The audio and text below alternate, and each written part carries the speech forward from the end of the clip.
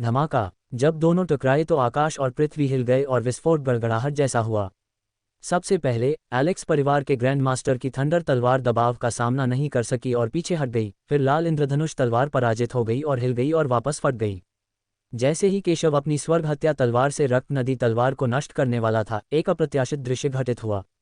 पराजित थंडर तलवार और लाल इंद्रधनुष तलवार घूमकर रक्त नदी तलवार के पीछे प्रकट हुईं, सिर से पूंछ तक जुड़ गईं और फिर अचानक एक साथ विलीन हो गईं और फिर से और भी अधिक शक्ति के साथ फट पड़ीं। दूर से एलेक्स परिवार के सबसे बड़े बुजुर्ग ने उपहास किया। अगर उसे लगता है कि उन्हें हराना इतना आसान है तो उसकी सालों की मेहनत बेकार हो जाएगी। वर्षों के एकांतवास के बाद यह उसकी सबसे मजबूत तलवार है। वह अपनी साधना, आत्मा और शरीर का उपयोग तलवारबाजी की शक्ति को नियंत्रित करने के लिए करता है और इसमें सभी प्रकार के परिवर्तनशील और जानलेवा इरादे समाहित हैं। इसे नष्ट करना इतना आसान नहीं है। उसे पूरा विश्वास था कि अगले ही वार में केशव को तलवार से हरा दिया जाएगा। हालांकि एक पल में ही उसके चेहरे की मुस्कान गायब हो गई। अचानक केशव की तलवार और भी अधिक शक्ति के साथ फूट पड़ी, जिसमें सब कुछ दबाने की भयानक शक्ति थी। जाहिर है केशव की तलवार भी उतनी ही शक्तिशाली है, इसलिए स्वाभाविक रूप से यह इतना सरल नहीं है। सभी की नज़रों के सामने केशव की तलवार और एलेक्स परिवार के सर्वोच्च बुजुर्ग की 3 फुट लंबी तलवार अचानक एक दूसरे से टकरा गईं। एक भयानक विनाशकारी बाढ़ फूट पड़ी, जिससे आकाश और पृथ्वी नष्ट हो गए। दुनिया में बस एक विशाल श्वेत शून्यता थी। सभी की सुनने की शक्ति चली गई और उनकी सभी इंद्रियां बुरी तरह प्रभावित हुईं। गड़गड़ाहट। स्वर्ग और पृथ्वी के बीच तूफान बहुत समय तक चला। इस समय सभी लोग आसमान और धरती की ओर देख रहे थे, कौन जीतेगा और कौन हारेगा। मुझे डर है कि इससे पहले किसी ने कभी नहीं सोचा था कि केशव एलेक्स परिवार के ग्रैंड एल्डर के साथ प्रतिस्पर्धा कर सकता है, लेकिन अंत में एलेक्स परिवार के ग्रैंड एल्डर को केशव द्वारा इतनी दयनीय स्थिति में मजबूर किया गया। यह ऐसी बात है जिसकी किसी ने भी उम्मीद नहीं की थी। हालांकि एलेक्स परिवार के सबसे बड़े बुजुर्ग का आखिरी हमला पूरी ताकत से किया गया था, जिसमें उनकी जीवन भर की साधना समाहित थी। उसी स्तर के दूसरे बलवान पुरुष भी उसका सामना नहीं कर पाते। अगर वे मरते भी नहीं तो भी वे गंभीर रूप से घायल हो जाते। हालांकि जब धुआं और धूल छंट गई तो सब कुछ शांत हो गया। मैंने एक आकृति को उल्कापिंड की तरह टूटते हुए देखा, जो जमीन पर गिर रही थी। खून की धार बह रही थी, जिससे हर किसी के चेहरे में भारी परिवर्तन आ गया। यह आकृति केशव नहीं थी जैसा कि उन्होंने सोचा था, बल्कि एलेक्स परिवार का सर्वोच्च बुजुर्ग था जिसके पास ताकत का लाभ था। ये दृश्य देखकर आसपास के सभी लोग हैरान रह गए और उन्हें पिन गिरने की आवाज भी सुनाई दी। अत्यंत चौंकाने वाला। किसी को उम्मीद नहीं थी कि हालात इस तरह विकसित होंगे। केशव वास्तव में जीत गया, और यह सिर्फ जीतने जितना आसान नहीं है, लेकिन कुचल, शुरू से अंत तक क्रश। एलेक्स परिवार के सर्वोच्च बुजुर्ग को केशव के सामने ज्यादा फायदा नहीं हुआ। एलेक्स परिवार का सर्वोच्च बुजुर्ग, एलेक्स परिवार का सबसे मजबूत व्यक्ति और एक भयानक अस्तित्व जिसने अनगिनत मजबूत पुरुषों को हराया, अब केशव द्वारा पूरी तरह से पराजित हो गया है। इस महाद्वीप पर अनगिनत प्रतिभाशाली लोग हैं, लेकिन ये पहली बार है जब वे केशव जैसे असाधारण राक्षस से मिले हैं। अधिक मजबूत। अब कोई भी केशव की ताकत पर सवाल उठाने की हिम्मत नहीं करता। अधिक मजबूत, ये सचमुच बहुत शक्तिशाली है। ऐसा राक्षस दक्षिया में कैसे पैदा हो सकता है? अनगिनत ताकतवर लोग ईर्ष्या से यह कहने से खुद को नहीं रोक सके कि उनके सामने जो दृश्य था वह बहुत ही अतिरंजित था। किसने सोचा था कि जिस युवक के बारे में वे उच्च विचार नहीं रखते थे, वह एलेक्स परिवार के सबसे बड़े बुजुर्ग को हरा देगा? 10 चालें भी नहीं। एलेक्स परिवार के सर्वोच्च बुजुर्ग को पराजित किया गया। यदि उन्होंने इसे अपनी आंखों से नहीं देखा होता तो वे इस पर विश्वास नहीं करते, भले ही उन्हें पीट पीट कर मार डाला जाता। अभी 10वीं चाल बाकी है। केशव ने एलेक्स परिवार के सबसे बड़े बुजुर्ग को मजे से देखा। शुरू से आखिर तक उसने एलेक्स परिवार के सबसे बड़े बुजुर्ग को गंभीरता से नहीं लिया, लेकिन उन्होंने कहा कि जब तक एलेक्स परिवार के सर्वोच्च बुजुर्ग 10वीं चाल का सामना कर सकते हैं, तब तक वह जीवित रह सकते हैं। जब एलेक्स परिवार के सबसे बड़े बुजुर्ग ने केशव की बातें सुनी तो उनका चेहरा पूरी तरह बदल गया। अब उनके दिल में लड़ने का कोई जोश नहीं था। उसने अपनी तुरुप का पत्ता मारने वाली चाल का उपयोग करने की पूरी कोशिश की, लेकिन फिर भी केशव के हमले का सामना नहीं कर सका। उसे केशव की बातों पर जरा भी संदेह नहीं हुआ। लड़के, इतना घमंडी मत बनो, मैं आज तुम्हें मार डालूंगा। उसकी अभिव्यक्ति क्रूर और पागल हो गई, मानो मौत के खतरे से वह थोड़ा असहज महसूस कर रहा हो। अगले ही क्षण उसकी आभा पुनः प्रचंड रूप से फूट पड़ी। सबने सोचा कि एलेक्स परिवार का सबसे बड़ा बुजुर्ग कोई पागलपन करेगा और अपनी पूरी कोशिश करेगा। भले ही वो केशव को मार ना पाए, कम से कम उसे गंभीर रूप से घायल तो कर ही देगा। हालांकि पलक झपकते ही एलेक्स परिवार का सर्वोच्च बुजुर्ग शक्तिशाली ताकत के साथ फट पड़ा और पलक झपकते ही वह एक लंबे रक्तलाल ड्रैगन में बदल गया और दूर भाग गया। जॉनी और एलेक्स परिवार के सभी लोग दंग रह गए और अनगिनत ताकतवर लोग भी हैरान रह गए। क्या उन्होंने सही देखा? हालांकि केवल एलेक्स परिवार के सर्वोच्च बुजुर्ग को ही अपने दिल में पता था कि वह केशव का मुकाबला नहीं कर सकता। अगर उसने अपनी पूरी ताकत लगा दी होती तब भी वह केशव का मुकाबला नहीं कर सकता था। यदि वह रुका तो वह केवल अपने लिए अपमान लाएगा और अंततः एक ही तलवार के वार से केशव द्वारा मारा जाएगा। यह ऐसी बात है जिसे वह स्वीकार नहीं कर सकता। उन्होंने बड़ी कठिनाई से अपनी वर्तमान शक्ति स्तर तक विकास किया था। यद्यपि आज हम हार गए, परंतु जब तक हम जीवित हैं तब तक आशा बनी रहेगी। जहां तक एलेक्स परिवार की बात है तो वह खुद की रक्षा नहीं कर सका तो वह एलेक्स परिवार की रक्षा कैसे कर सकता था? यदि तुम रुककर मेरी 10वीं तलवार से लड़ते तो भले ही तुम हार जाते, मैं तुम्हारी तलवारबाजी की कुशलता और अंतिम प्रहार सहने के साहस के कारण तुम्हारी जान बख्श सकता था। लेकिन दुर्भाग्यवश तुमने भागने का विकल्प चुना। तुम केवल बोलने का साहस करते हो लेकिन प्रतिरोध करने का साहस नहीं रखते। कितना हास्यास्पद है। क्या आपको लगता है कि आप बच सकते हैं? केशव को तब ज्यादा आश्चर्य नहीं हुआ जब उसने एलेक्स परिवार के सर्वोच्च बुजुर्ग को भागते देखा। ऐसा लगता है कि इसकी उम्मीद थी। एक उपहासपूर्ण आवाज सुनाई दी। फिर एक तलवार सीधे बाहर आ गई। तलवार की रोशनी चकाचौंध करने वाली थी, पिछले हमले से भी अधिक शक्तिशाली, और हर कोई समझ गया कि केशव कितना मजबूत था। एलेक्स परिवार के सर्वोच्च बुजुर्ग की भविष्यवाणी वाकई सही थी। केशव की ताकत उससे कहीं ज्यादा है और उसे मारना आसान होगा। लेकिन जब उसने केशव के आखिरी शब्द सुने तो उसके चेहरे के भाव एकदम बदल गए। उसे निराशा हुई और आखिरकार उसे केशव की आखिरी चंचल नज़र समझ आ गई। शुरू से ही केशव ने उसे गंभीरता से नहीं लिया। वह केशव का मुकाबला बिल्कुल नहीं कर सकता। ये सिर्फ इतना था कि केशव उसके घमंडी शब्दों के कारण उसके साथ खेल रहा था। लेकिन अगर वह सचमुच 10वीं चाल भी चल लेता तो शायद उसके पास अभी भी बचने का मौका होता। उसे केशव जैसे मजबूत आदमी की बातों पर जरा भी संदेह नहीं हुआ। लेकिन अब उन्होंने यह अवसर खो दिया है। डर के कारण उसने 10वीं चाल का सामना करने का साहस खो दिया, जिसके कारण केशव ने उसे मार डाला। उसकी भागने की गति केशव की तलवार की गति से कम थी और उसके पास बचने का समय नहीं था। केशव की तलवार को अपनी ओर आते देख वह हताश हो गया। उसने पूरी कोशिश की और केशव की तलवार का प्रतिरोध करने के लिए अपनी पूरी ताकत लगा दी, लेकिन अंत में वह कमजोर पड़ गया और पल भर में ही नष्ट हो गया। अंत में ऊपर देखने पर पता चला कि आकाश में केवल तलवार की रोशनी ही फैली हुई थी। गड़गड़ाहट। मुझे नहीं पता कि कितना समय बीत गया है, लेकिन अंततः सब कुछ धूल में मिल गया है और सन्नाटा छा गया है। एलेक्स परिवार के सर्वोच्च बुजुर्ग को केशव ने एक तलवार से मार डाला। जैसा कि केशव ने कहा, एलेक्स परिवार का सर्वोच्च बुजुर्ग उसके सामने कमजोर था और 10वीं तलवार लेने का साहस भी नहीं कर सका। अंततः वह केशव के हाथों मारा गया। गड़गड़ाहट। इस समय मैदान में मौजूद सभी लोग हैरान थे। हर कोई आश्चर्य से देख रहा था कि उनके सामने क्या हो रहा था। किसी ने भी यह उम्मीद नहीं की थी कि चीजें इस तरह विकसित होंगी। उन्होंने कभी नहीं सोचा था कि एलेक्स परिवार का सबसे बड़ा बुजुर्ग आखिरकार भाग जाएगा, और उन्होंने कभी नहीं सोचा था कि एलेक्स परिवार का सबसे बड़ा बुजुर्ग केशव की तलवार का भी सामना नहीं कर पाएगा। केशव की असली ताकत बेहद डरावनी थी। केशव की ताकत बहुत मजबूत है। वह शुरू से अंत तक एलेक्स परिवार के सर्वोच्च बुजुर्ग के साथ खेल रहा था। उनके दिलों में एक अजीब सी बेतुकी सी भावना पैदा हो गई। एलेक्स परिवार, जो कुछ 100 सालों से भी कम समय से दाचेन में बसा था, आज एक जूनियर ने उसे तबाह कर दिया। परिवार का सुरक्षात्मक गठन नष्ट हो गया, परिवार की प्रतिभा को मार दिया गया, और परिवार के सर्वोच्च बुजुर्ग को भी केशव ने एक ही तलवार से मार डाला। ये सब बहुत चौंकाने वाला है। अब आप कैसे मरना चाहते हैं? केशव को इस बात की परवाह नहीं थी कि सब क्या सोच रहे हैं। उसने जॉनी को उदासीनता से देखा। लड़के, क्या तुम सचमुच उन सबको मारना चाहते हो? जब जॉनी ने केशव की बातें सुनी तो उसने अपने दांत पीसते हुए कहा, केशव ने पहले ही एलेक्स परिवार के सर्वोच्च बुजुर्ग को मार डाला है। क्या वह एलेक्स परिवार को नष्ट करना चाहता है? मैंने तुम्हें एक मौका दिया था, लेकिन तुमने उसका फायदा नहीं उठाया, और तुम्हारे बड़े बुजुर्ग भी मेरी 10 चालों का सामना नहीं कर सके। इसलिए तुम्हें आज ही मरना होगा। केशव ने जॉनी की बातें सुनी और शांति से कहा। उसने एलेक्स परिवार को पहले ही एक मौका दे दिया था। अगर वे रूपाली के मामले को ठीक से सुलझा लेते तो केशव उनकी जान बख्श देता। दुर्भाग्य से उन्होंने ऐसा नहीं किया, बल्कि बार बार उसके लिए मुसीबत खड़ी करना चाहते थे। वह तो ऐसे ही आकर सबको मार नहीं देगा। इस दुनिया में सही और गलत में अंतर करना मुश्किल है, लेकिन मानव दुनिया में काले और सफ़ेद के बीच अंतर है। जो मारेंगे वे मारे जाएंगे। एलेक्स परिवार के सर्वोच्च बुजुर्ग की हत्या तो बस शुरुआत थी, लेकिन यह एलेक्स परिवार के सर्वोच्च बुजुर्ग की मृत्यु के कारण नहीं रुकेगा। एलेक्स परिवार में हर किसी को मरना होगा। जैसा कि उन्होंने पहले कहा था, एलेक्स परिवार को नष्ट कर दिया जाना चाहिए। धमाका। बिना किसी हिचकिचाहट के हवा का एक झोंका उसके अंदर से निकला और पूरे विश्व को अपने में समाहित कर लिया। 1000 मील के दायरे में हर किसी को ऐसा महसूस हुआ कि एक दमघोंटू ताकत उनकी ओर बढ़ रही है। ये शक्ति बहुत शक्तिशाली और भयानक है। आकाश को ढकने वाले पर्दे की तरह अनगिनत हमले आकाश से गिर रहे थे। ऐसा लग रहा था जैसे वे दुनिया को नष्ट कर रहे हों।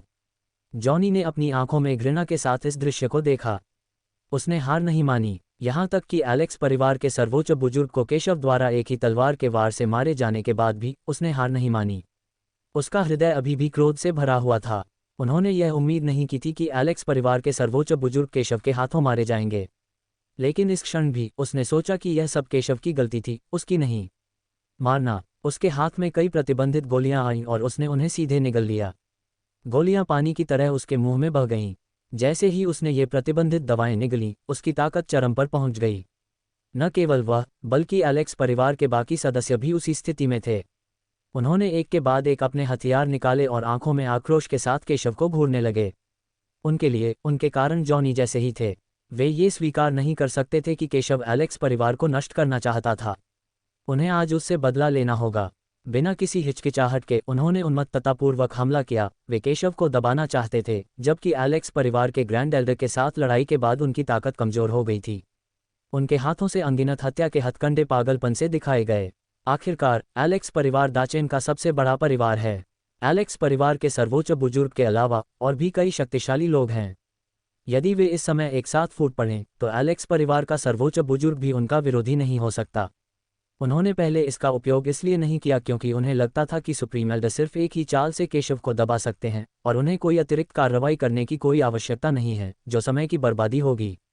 दूसरी बात, अगर वे कोई कार्रवाई करते हैं तो उसमें भी भारी मात्रा में ऊर्जा खर्च होगी। जब तक कि मामला जीवन मरण का न हो, उनके लिए अपने सभी तुरुप के पत्ते इस्तेमाल करना स्वाभाविक रूप से असंभव है। लेकिन अब स्थिति बिल्कुल अलग है। एलेक्स परिवार के सभी सर्वोच्च बुजुर्ग केशव के हाथों मारे गए और केशव भी एलेक्स परिवार को नष्ट करना चाहता था। अगर वे अब भी इसे बचाने की कोशिश करते तो वे सब यहीं मर जाते। तो इसमें कोई हिचकिचाहट नहीं है। उन्होंने पागलपन की हद तक अपने तुरुप के पत्ते और घातक चालें इस्तेमाल की।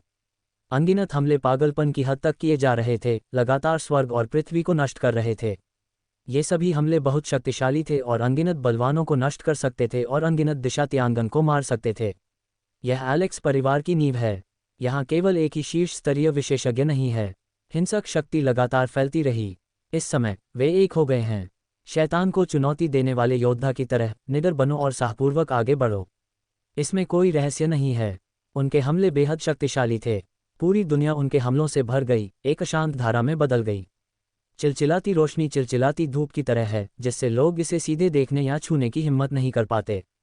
हालांकि जब सभी ने सोचा कि केशव मरने के लिए अभिशप्त है और एक कठिन लड़ाई में फंस जाएगा, अचानक सभी ने एक चौंकाने वाला दृश्य देखा। उनके दिलों में डर चरम पर पहुंच गया। यह उस बिंदु पर पहुंच गया है जहां से बदतर स्थिति नहीं हो सकती। शून्य में केशव ने उनके हमलों को शांति से देखा, बिल्कुल भी परवाह नहीं की। फिर उसने अपना हाथ हिलाया और हजारों हमले सीधे सामने आ गए। इस समय आकाश और पृथ्वी टूट रहे थे और पृथ्वी टूट रही थी तथा अनगिनत शक्तियां नीचे की ओर बमबारी कर रही थीं। इसके तुरंत बाद एक भयावह दृश्य सामने आया। दिशा क्षेत्र के नीचे अनगिनत एलेक्स परिवार के योद्धा और यहाँ तक कि दिशा योद्धा भी सभी इस समय मर गए। उनके शरीर पूरी तरह से टुकड़े टुकड़े हो गए। यहाँ तक कि आत्मा भी पूरी तरह नष्ट हो गई। वह पूरी तरह से मर गया, कोई निशान भी नहीं छोड़ा। चौंकाने वाली बात, पूरी तरह से हैरान मैदान में मौजूद हर व्यक्ति अचंभित रह गया। उनके दिलों में डर अचानक चरम पर पहुंच गया। वास्तव में क्या हुआ? यह इतना डरावना क्यों है? केशव ने एक ही बार में इतने शक्तिशाली लोगों को क्यों नष्ट कर दिया? जॉनी अचानक अचंभे में पड़ गया।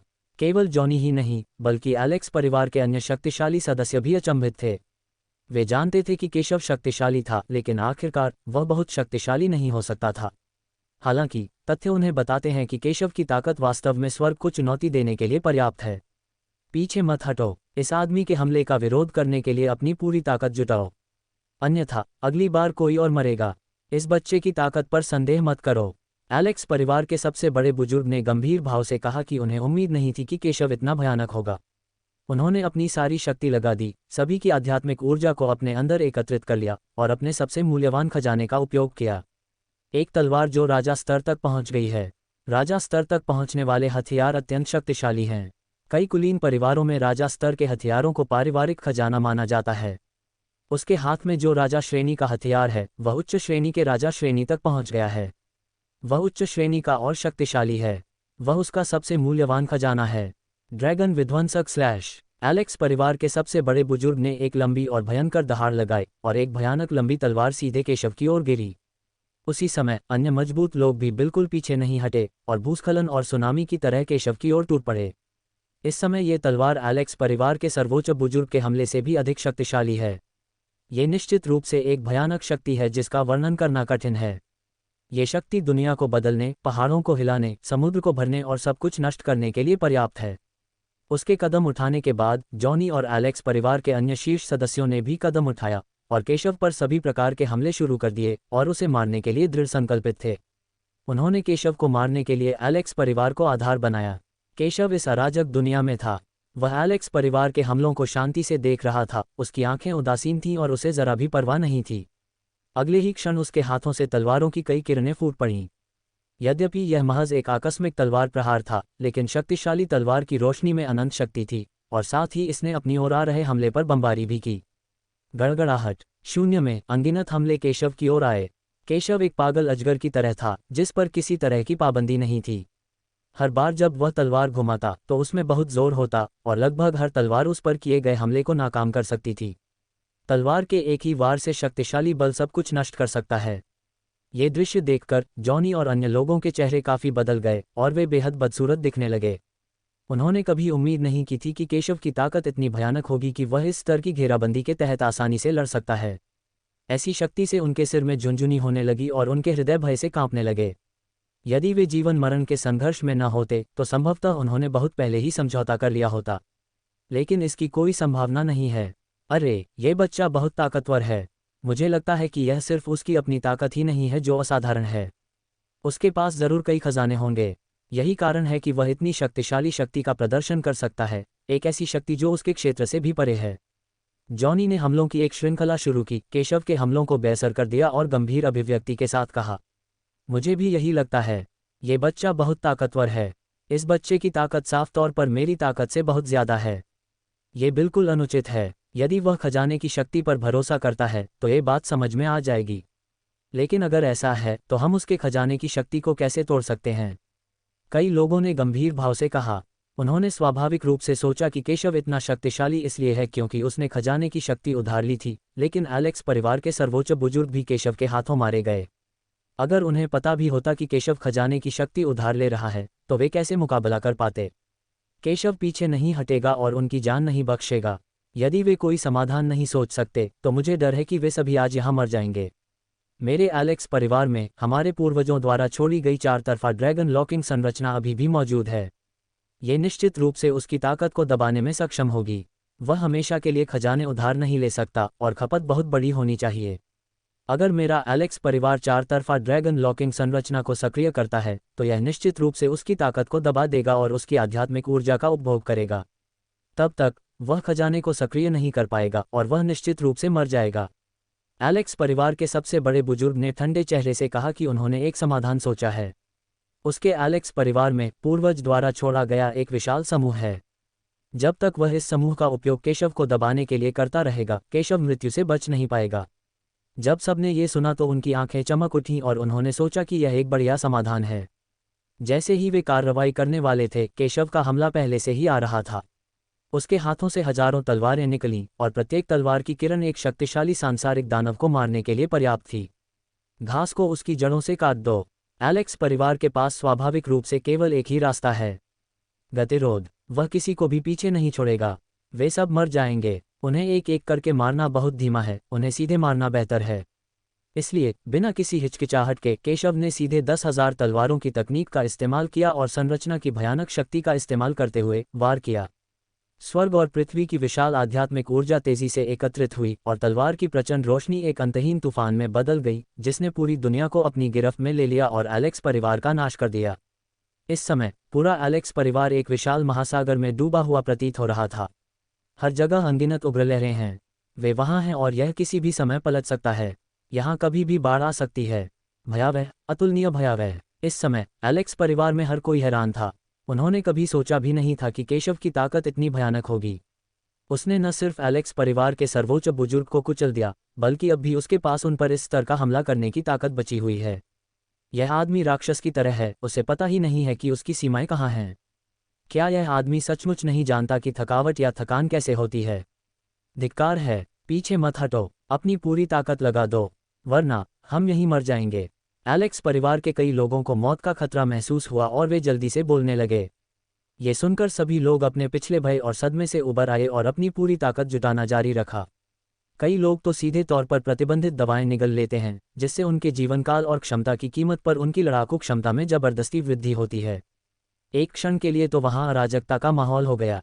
जैसा कि कहावत है, आप केवल एक बार जीते हैं।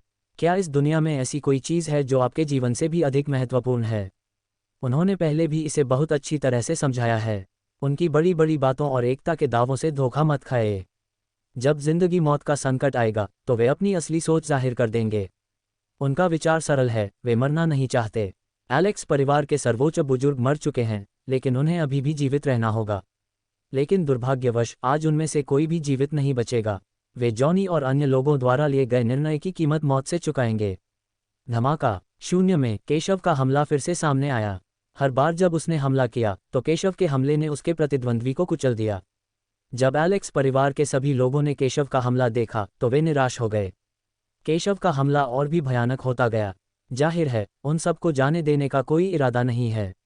ऐसा लगा जैसे स्वर्ग और पृथ्वी उन्हें कुचल रहे हों और वे विरोध करने में असमर्थ हों। प्रतिरोध करने में असमर्थ, अछूत, वे सभी बहुत निराश महसूस कर रहे थे। धिक्कार है, महान बुजुर्ग, जल्दी से 4 दिशाओं ड्रैगन लॉकिंग संरचना का निर्माण करो। जॉनी ने एक भद्दी अभिव्यक्ति के साथ दहाड़ लगाए। ये स्पष्ट था कि वह भी एलेक्स परिवार के सबसे बड़े बुजुर्ग के फैसले से सहमत था और केशव से निपटने के लिए 4 तरफा ड्रैगन लॉकिंग फॉर्मेशन का उपयोग करने के लिए तैयार था। आखिरकार एलेक्स परिवार दाचेन में शीर्ष परिवार है, जिसकी नींव अच्छी है और जिसने बहुत सारी विरासत संचित की है। 4 तरफा ड्रैगन लॉकिंग फॉर्मेशन एलेक्स परिवार की सबसे शीर्ष स्तरीय नींव है। जैसा कि नाम से पता चलता है, यह एक बहुत शक्तिशाली संरचना है। यहाँ तक कि ड्रैगन भी अवरुद्ध है। ये संरचना असाधारण शक्ति का संचार कर सकती है। इस संरचना के अंदर मौजूद कोई भी व्यक्ति, चाहे वह कितना भी शक्तिशाली क्यों न हो, दबा दिया जाएगा। यहाँ तक कि तियांगन के शिखर पर सबसे शक्तिशाली व्यक्ति भी ऐसा ही होगा। ये बताने की आवश्यकता नहीं है कि केशव तो बस एक जूनियर है। एक तरह से यह एलेक्स परिवार का आखिरी तुरुप का पत्ता है। इस संरचना के साथ वे अजेय हैं और केशव को भी नष्ट कर सकते हैं। एलेक्स परिवार के सबसे बड़े बुजुर्ग का चेहरा गंभीर हो गया जब उन्होंने ये शब्द सुने, लेकिन उनके पास गठन को सक्रिय करने के अलावा कोई विकल्प नहीं था। धमाका। जिस क्षण यह संरचना सक्रिय हुई, दुनिया में एक भयानक शक्ति एलेक्स परिवार की गहराई से फूट पड़ी। एलेक्स परिवार में हर कोई बहुत खुश था। 4 तरफा ड्रैगन लॉकिंग संरचना बहुत शक्तिशाली थी। लेकिन इस समय अचानक कई एलेक्स परिवार के योद्धाओं ने महसूस किया कि उनका खून पागल हो रहा है, और फिर अगले ही पल उनका खून सीधे उनके शरीर से अलग हो गया, गठन की ओर उड़ गया और गठन में इंजेक्ट हो गया। पृथ्वी पर क्या चल रहा है?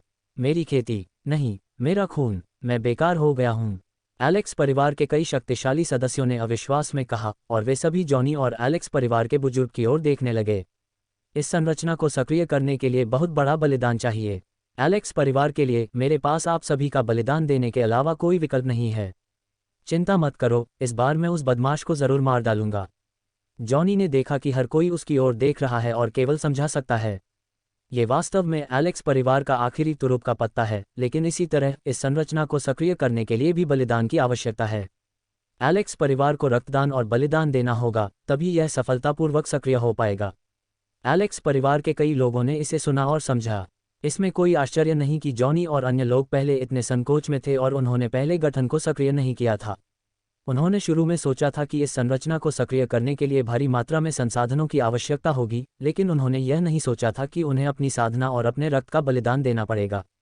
तब तक वे बेकार हो जाएंगे, जो एलेक्स परिवार के लिए एक बहुत बड़ा नुकसान होगा। लेकिन अब जब हालात यहाँ तक पहुँच गए हैं, तो उनके पास इसे रोकने का कोई रास्ता नहीं है, और वे इसे रोकने के लिए योग्य भी नहीं हैं। एलेक्स परिवार की खातिर जॉनी को उनका बलिदान करना पड़ा, अन्यथा पूरा एलेक्स परिवार नष्ट हो जाता। हालांकि यह एक बहुत बड़ा त्याग था, लेकिन ये कहना होगा कि प्रभाव भी बहुत बड़ा था।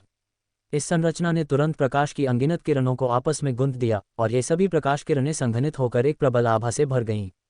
इसने पूरे विश्व को एक विशाल जाल की तरह ढक लिया, जिससे स्वर्ग और पृथ्वी अवरुद्ध हो गए। इसी समय संरचना से अनगिनत हमले हुए। इस समय केशव एक जार में कछुए की तरह संरचना में था, भागने में असमर्थ, केवल एक ही रास्ता था, मौत। एलेक्स परिवार में हर कोई ये दृश्य देखकर खुशी से झूम उठा, उनकी आंखें बेकाबू खुशी से भर गईं। उन्होंने एलेक्स परिवार के लिए बहुत बड़ी कीमत चुकाई। इस बार केशव निश्चित रूप से मरने वाला है। ये बच्चा मर चुका है। जब जॉनी ने संरचना को आकार लेते देखा तो वह राहत की सांस लेने से खुद को रोक नहीं सका। उनकी नज़र में केशव एक पूर्ण शैतान की तरह था। हाँ, एक पूर्ण शैतान। यदि वे राक्षस न होते तो वे इस स्थिति तक कैसे गिर जाते। न केवल बड़ी संख्या में शिष्यों को मार डाला गया, बल्कि परिवार के सर्वोच्च बुजुर्ग को भी केशव ने मार डाला। यहाँ तक कि परिवार की संपत्ति भी बुरी तरह से क्षतिग्रस्त हो गई। उन्होंने एक बड़ी कीमत चुकाई, इसलिए स्वाभाविक रूप से उन्होंने केशव को शैतान माना। इसलिए वे स्वाभाविक रूप से आज केशव को दबाए जाने को देखकर बेहद उत्साहित थे।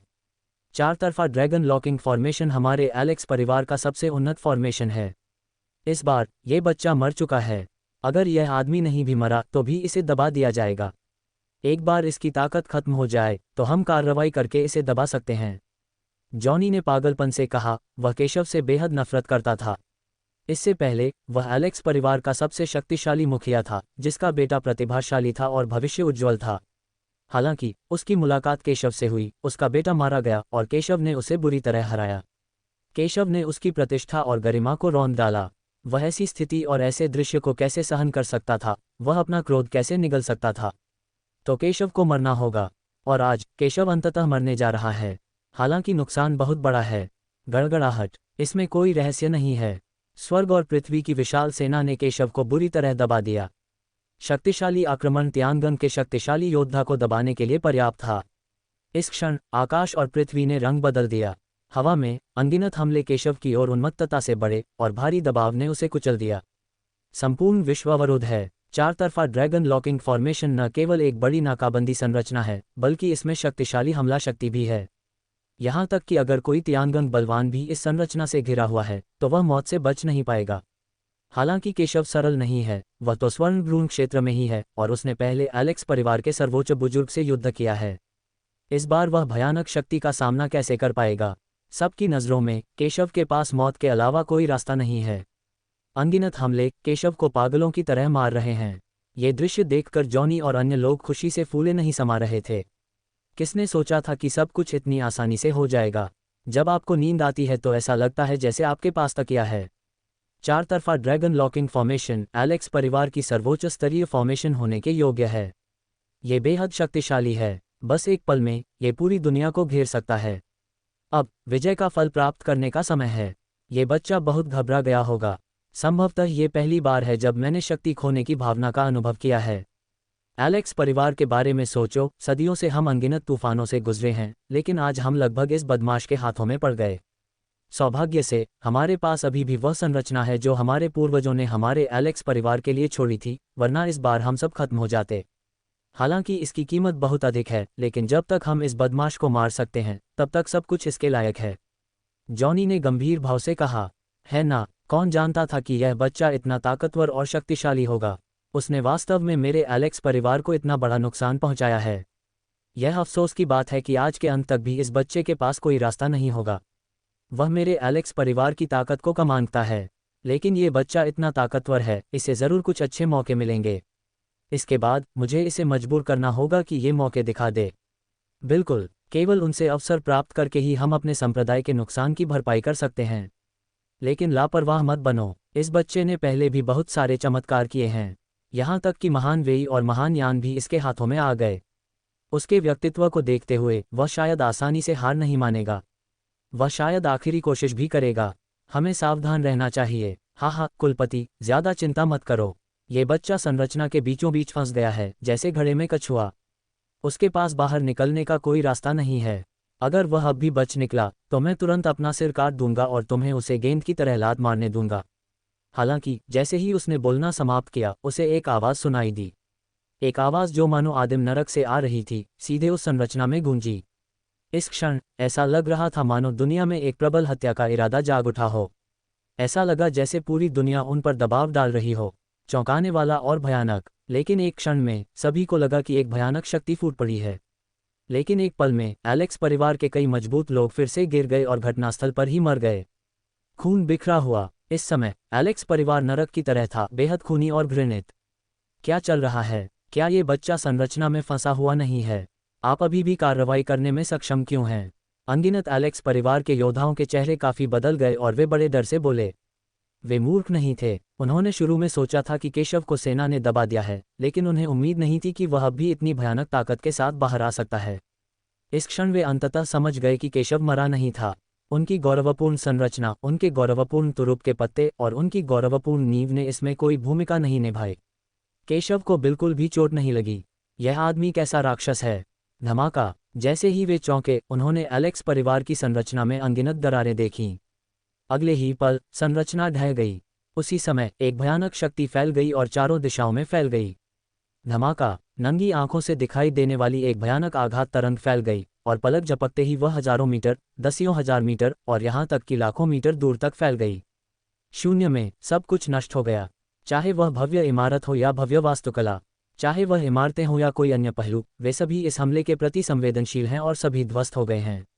अनगिनत बलवान लोग उस भयानक आघात की लहर की सीधी चपेट में आ गए और तुरंत ही मर गए।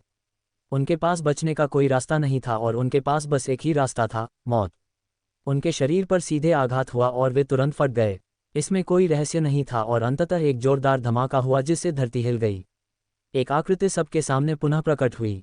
गड़गड़ाहट। 1/4 घंटे बाद सब कुछ शांत है। एलेक्स परिवार सूची से हटा दिया गया। यह आकृति कोई और नहीं बल्कि केशव थी। क्या एलेक्स परिवार का गठन बिल्कुल भी सफल नहीं हुआ और यह ध्वस्त भी हो गया? क्या यह उस बच्चे ने तोड़ा था? वह बच्चा कैसा राक्षस है?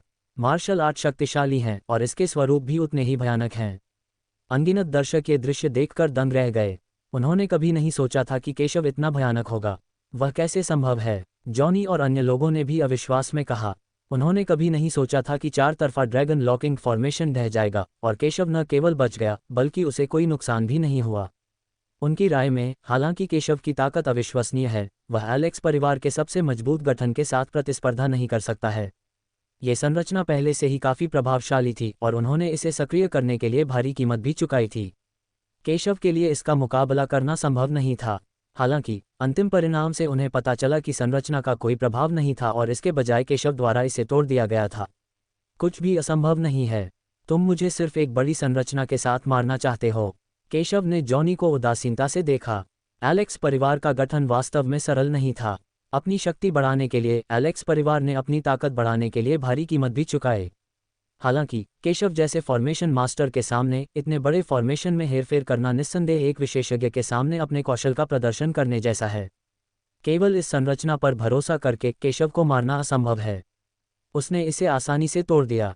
केशव के शब्दों को सुनने के बाद जॉनी और अन्य पूरी तरह से टूट गए और निराश हो गए। एलेक्स परिवार का गठन वास्तव में केशव द्वारा तोड़ा गया था। उन्हें केवल यही महसूस हुआ कि उनके सामने खड़ा व्यक्ति कोई व्यक्ति नहीं बल्कि एक खाई है। जब आपको लगता है कि वह अपनी सीमा तक पहुंच गया है, तो वह और भी अधिक शक्तिशाली शक्ति के साथ बाहर आ सकता है, जिससे आप और अधिक भयभीत, अधिक हैरान और यहां तक कि अधिक हताश हो जाएंगे। अब एलेक्स परिवार में हर कोई पूरी तरह से हताश है। यहां तक कि एलेक्स परिवार का अंतिम गठन भी केशव को नहीं मार सका, तो केशव का प्रतिद्वंद्वी और कौन हो सकता है? इस समय बहुत से लोग भाग जाना चाहते थे, लेकिन केशव ने उन्हें कोई मौका नहीं दिया। उन्होंने कहा कि यदि आप घास को उसकी जड़ों से काट देंगे तो वह स्वाभाविक रूप से कट जाएगी। अगले ही पल भीड़ की भयभीत आंखों में उन्होंने मूल रूप से टूटे हुए चार तरफा ड्रैगन लॉकिंग फॉर्मेशन के ऊपर एक बड़ी संरचना को प्रकट होते देखा, जो भयानक शक्ति के साथ फट गई, जिससे सभी लोग मारे गए। ये केशव का हेरफेर है। यद्यपि उसने संरचना को तोड़ दिया था, फिर भी उसने अधूरी नींव पर शीघ्रता से एक नई संरचना बना दी। इसका प्रयोग उन पर आक्रमण करने के लिए करो।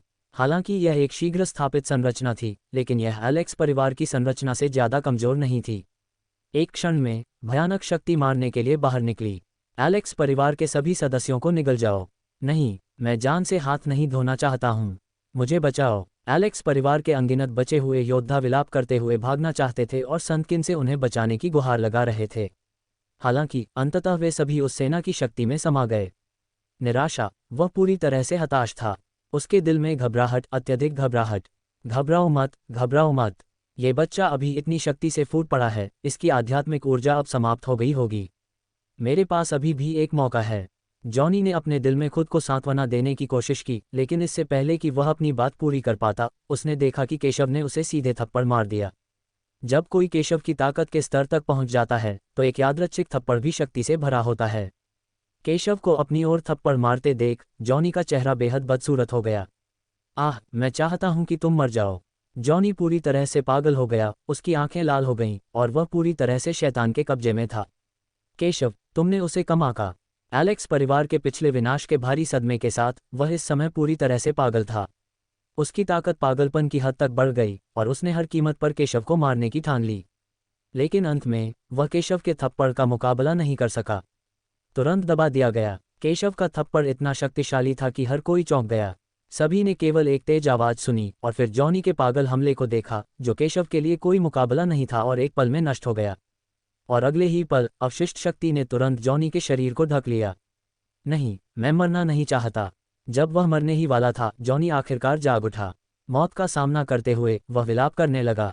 उसे बहुत पछतावा हुआ। अगर उसे पता होता कि केशव इतना भयानक है तो शायद जब केशव ने उससे रूपाली की शादी का ठीक से निपटारा करने को कहा था तो वह इसे गंभीरता से लेता। लेकिन इस दुनिया में पछतावे की कोई दवा नहीं है।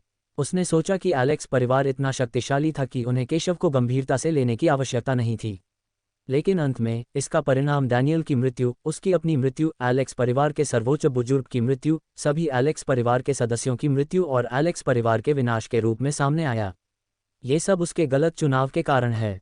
अंततः उसका क्षत विक्षत शरीर एक कर्कश ध्वनि के साथ जमीन पर गिर पड़ा। इस समय स्वर्ग और पृथ्वी शांत थे। चारों ओर शांति है। क्षेत्र में किसी ने भी यह उम्मीद नहीं की थी कि चीजें इस तरह विकसित होंगी। केशव ने वास्तव में एलेक्स परिवार का सफाया कर दिया। वह बहुत शक्तिशाली है और उसके तरीके अत्यंत क्रूर हैं। इससे पहले किसी ने कभी नहीं सोचा था कि केशव पूरे एलेक्स परिवार के साथ प्रतिस्पर्धा कर सकता है। अब यह तथ्य उनकी आंखों के सामने घटित हो रहा है।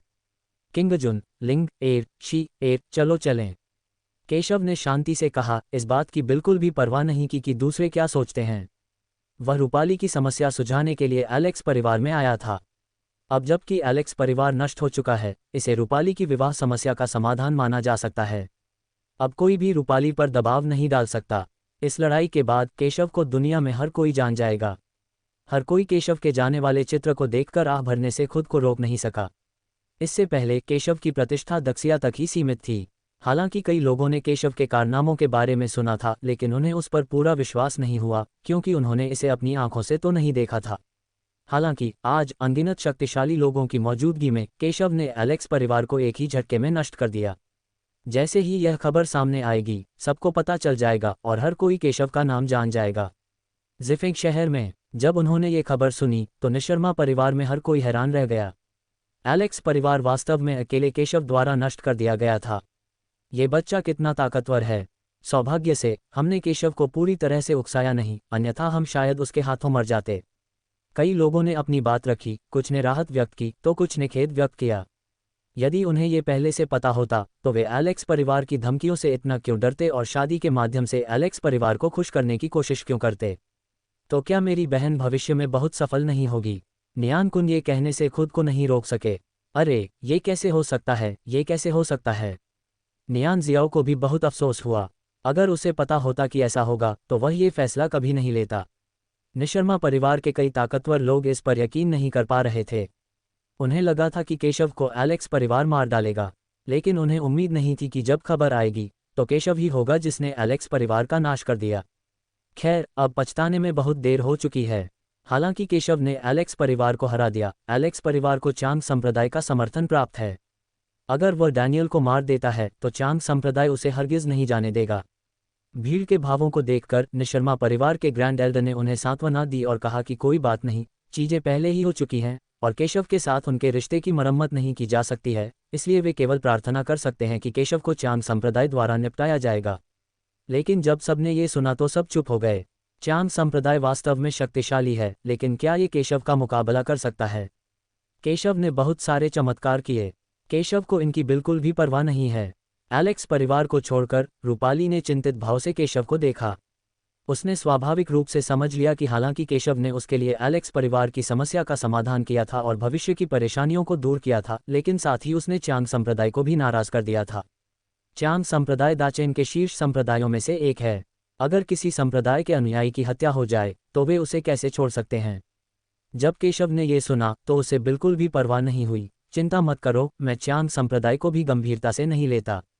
यदि चांग संप्रदाय आने और मृत्यु की मांग करने का साहस करता है तो मुझे उन्हें पछताने देने में कोई आपत्ति नहीं है। केशव ने बिना किसी चिंता के शांति से कहा।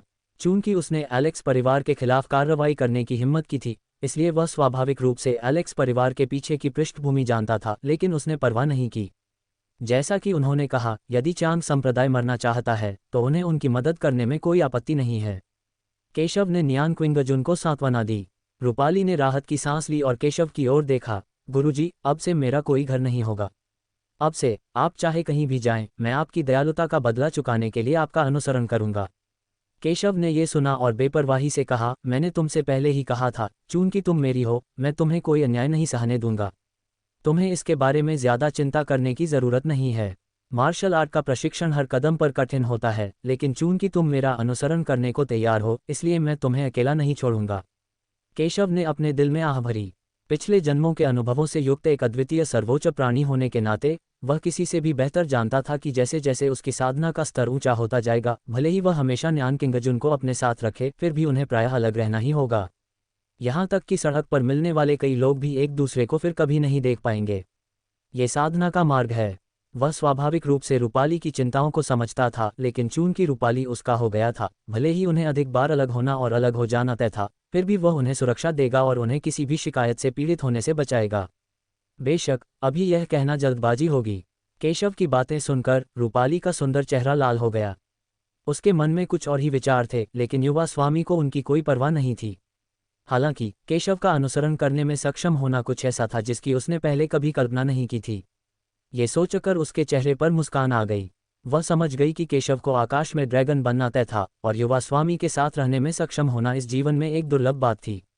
ये देखकर कि रूपाली बहुत अधिक आराम से थी, केशव ने थोड़ा सिर हिलाया और उसे आराम करने के लिए कलगिरी गुप्त क्षेत्र में ले जाने के लिए तैयार हो गया। राक्षस ड्रैगन पर सवार होकर केशव और अन्य लोग जल्द ही कलगिरी गुप्त क्षेत्र के पास कलगिरी शहर में पहुंच गए। कलगिरी गुप्त क्षेत्र अभी तक नहीं खोला गया है, इसलिए केशव ने कुछ दिनों तक अभ्यास करने के लिए कलगिरी शहर में रहने और कलगिरी गुप्त क्षेत्र के खुलने का इंतजार करने की योजना बनाई। कलगिरी शहर का सबसे नज़दीकी शहर है। जब केशव कलगिरी शहर पहुंचा तो उसने देखा कि कलगिरी शहर में कई युवा प्रतिभाशाली लोग थे। इन प्रतिभाओं को दक्षिया में शीर्ष प्रतिभा माना जाता है, लेकिन कलगिरी शहर में उन्हें हर जगह देखा जा सकता है। हालांकि केशव को कोई आश्चर्य नहीं हुआ। आखिरकार ये कलगिरी गुप्त क्षेत्र के सबसे नज़दीकी शहर था। अगर वह आराम करना चाहता था तो स्वाभाविक रूप से यही सबसे अच्छी जगह थी। केशव ने रूपाली और अन्य लोगों को कलगिरी शहर में लाया, इस उम्मीद में कि उन्हें आराम करने के लिए कुछ कमरे किराए पर लेने के लिए एक रेस्तरां या सराय मिल जाएगा, लेकिन उन्होंने पाया कि सभी कमरे बुक थे और कोई भी जगह खाली नहीं थी। केशव को उम्मीद नहीं थी कि कलगिरी गुप्त क्षेत्र इतना जीवंत होगा, लेकिन उसे इसकी परवाह नहीं थी। वह कलगिरी शहर के ट्रेजर मंडप में आया, अपनी पहचान दिखाए और रहने के लिए जगह ढूंढना चाहता था। केशव की पहचान जानने के बाद ट्रेजर मंडप के मंडपाध्यक्ष ली ने स्वाभाविक रूप से उसे नज़रअंदाज करने की हिम्मत नहीं की। केशव न केवल ट्रेजर मंडप के उपासक हैं, बल्कि बहुत शक्तिशाली भी हैं। सभी जानते हैं कि केशव भविष्य में मथुरा का शीर्ष शक्ति संपन्न व्यक्ति होगा। ट्रेजर मंडप के स्वामी ने स्वयं केशव और अन्य लोगों को कलगिरी शहर की सबसे ऊंची इमारत जुइशियन टॉवर के सम्राट निवास में पहुंचाया। ये ट्रेजर मंडप के सबसे खास मेहमानों के लिए आरक्षित था ताकि केशव यहां रह सकें। मंडप मास्टर प्रवीण हैं। ये देखकर कि ट्रेजर मंडप के मास्टर ने उन्हें यहां आमंत्रित किया था, केशव ने भी विनम्रता से बात की। आपका स्वागत है लॉर्ड। ये कुछ ऐसा है जिसे मैंने विशेष रूप से ट्रेजर मंडप में हमारे विशिष्ट अतिथियों के लिए आरक्षित रखा है। हालांकि आज रात जुइक्सियानलो प्रतिभाशाली लोगों के लिए एक भोज का आयोजन करेगा। मुझे आश्चर्य है कि क्या मैं आपको तब परेशान करूंगा। मंडप मास्टर ली ने कुछ माफी के साथ कहा। प्रतिभाशाली लोगों के लिए भोज। केशव ने जब ये सुना तो उसकी दिलचस्पी इसमें बढ़ गई। हाँ, यह महान क्यूई के छठे राजकुमार प्रद्युम्न हैं जो यहाँ एक भोज का आयोजन कर रहे हैं। उन्होंने कई प्रतिभाशाली लोगों को आमंत्रित किया है जो मेजबान के रूप में सेवा करने के लिए कलगिरी गुप्त क्षेत्र में जाने वाले हैं। वह कलगिरी गुप्त क्षेत्र के बारे में कुछ समाचार भी घोषित करेंगे। मंडप मास्टर ली बोले। केशव की उपस्थिति को देखकर ऐसा लगा जैसे उसने कुछ सोचा हो। अगर केशव रुचि रखते हैं तो मेरे पास कुछ निमंत्रण हैं। तब उसे एहसास हुआ कि चूंकि केशव कलगिरी शहर आया था, उसका उद्देश्य शायद अब जब हम मिल ही गए हैं तो चलिए एक नज़र डालते हैं। केशव ने इसे सुना और मुस्कुराते हुए कहा, चूंकि वह इसके सामने आया था, इसलिए स्वाभाविक रूप से उसे इसमें रुचि होगी, और यह भी कि वह एक अच्छे भोजन का आनंद ले सकेगा। शाम जल्द ही आने वाली है। जल्द ही ताज टावर चमकने लगा और शोर से भर गया। नौकरों और नौकरानियों का एक समूह फूलों के बीच तितलियों की तरह एक अंतहीन धारा में भीड़ के बीच से गुजर रहा था। केशव ने रूपाली, दिशा और अन्य लोगों को सम्राट के निवास से बाहर निकाला और पहली मंजिल पर आ गए। पहली मंजिल बेहद खूबसूरती से सजाई गई है। हॉल के बीचों बीच एक विशाल खुला जेड मंच है। उस जेड मंच पर पहले से ही कई दस्तावेज और कुर्सियां प्रदर्शित की जा चुकी हैं। भोज शुरू होने से पहले ही मेहमान 3 या 5 के समूहों में आए और एक दूसरे से बातें करने लगे। यहाँ आने वाले सभी लोग विभिन्न राजवंशों और संप्रदायों के प्रसिद्ध प्रतिभाशाली लोग हैं। वे इस प्रतिभा भोज में सामाजिक मेलजोल बढ़ाने या कलगिरी गुप्त क्षेत्र में भाग लेने के लिए गठबंधन बनाने के लिए भाग लेते हैं। केशव बहुत उलझन में लग रहा था। वह इस क्षेत्र के ज्यादातर प्रतिभाशाली लोगों को नहीं जानता था, लेकिन रूपाली ने पहल करके इस क्षेत्र के कुछ प्रतिभाशाली लोगों से उसका परिचय करवाया। लेंसुओ, महान क्यूई का डोंगहुआ संप्रदाय, दहान जिजाई संप्रदाय शांगलुओ भाषा, महान झाओ लाल कमल तलवार संप्रदाय के प्रतिभाशाली हुआ शिनफेंग। रूपाली ने इन प्रतिभाशाली लोगों का परिचय केशव से कराया। केशव ने उनकी बात सुनी और हल्के से सिर हिलाया। इन सभी प्रतिभाशाली लोगों की अपनी अपनी खूबियां थीं। आखिरकार उसका दोस्त बनाने का कोई इरादा नहीं था, वह तो बस कलगिरी गुप्त क्षेत्र के बारे में कुछ जानकारी जानना चाहता था। युवा गुरु, देखिए यह शावन, जो महान शांग राजवंश के हीरा संप्रदाय का गौरवशाली नेता है। इस समय रूपाली ने एक दिशा में देखा और उसकी आंखें बदलने से नहीं बच सकीं। ये व्यक्ति किसी तृतीय या द्वितीय श्रेणी के राजवंश का कोई विलक्षण प्रतिभाशाली व्यक्ति नहीं है, बल्कि एक प्रथम श्रेणी के राजवंश दाशांग का एक प्रतिभाशाली व्यक्ति है। हालांकि वह ईश्वर पुत्र के स्तर का कोई प्रतिभाशाली व्यक्ति नहीं है, फिर भी उसकी शक्ति अथाह है, कई शीर्ष प्रतिभाशाली व्यक्तियों से भी अधिक शक्तिशाली। केशव ने देखा कि शावन एक स्थान पर बैठी है, चट्टान की तरह निश्चल। ये व्यक्ति वज्र संप्रदाय का सर्वोच्च प्रतिभाशाली व्यक्ति है। वह वज्र संप्रदाय के वज्र धर्मकाय का अभ्यास करता है और उसमें अपार शक्ति है। वह एक शरीर साधक है। केशव ने सिर हिलाया और रुक गया, उसे किसी शरीर साधक से मिलने की उम्मीद नहीं थी। आखिरकार निचले लोक में शरीर साधना करने वाले लोग मिलना बहुत दुर्लभ था। हालांकि पूरा वज्र संप्रदाय शारीरिक साधना करता है, जो अत्यंत दुर्लभ है। महान शांग राजवंश में इसका एक स्थान है और अन्य लोग इसे आसानी से भड़काने की हिम्मत नहीं करते। धमाका! इसी समय एक और प्रतिभाशाली व्यक्ति ने कार्यक्रम स्थल में प्रवेश किया।